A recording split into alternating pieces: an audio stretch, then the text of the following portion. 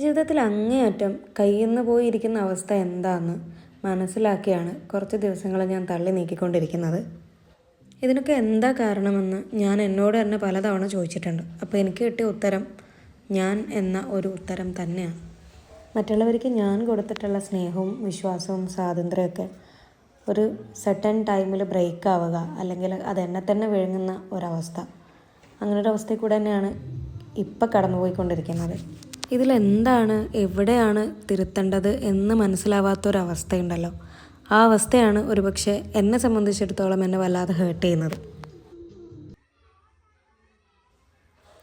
ഇതിൽ നിന്ന് ഞാൻ മനസ്സിലാക്കിയത്, ജീവിതത്തിൽ നിന്ന് കുറച്ചുകൂടെ പാഠങ്ങൾ ഞാൻ പഠിച്ചു, അല്ല ജീവിതം എന്നെ കുറച്ചുകൂടെ പാഠങ്ങൾ പഠിപ്പിച്ചു എന്നുള്ളതാണ്.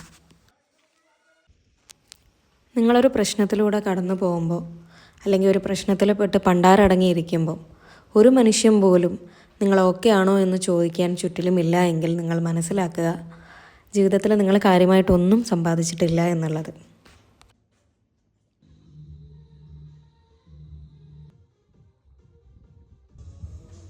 നമ്മുടെ തീരുമാനങ്ങളിലോ സ്നേഹത്തിലോ വിശ്വാസത്തിലോ ഒന്നും തെറ്റും ശരിയും കാണാൻ പറ്റാത്തവർ നമ്മുടെ കൂടെ ഇല്ലാത്തത് തന്നെയാണ് ഒരുപക്ഷെ ഏറ്റവും നല്ലത്.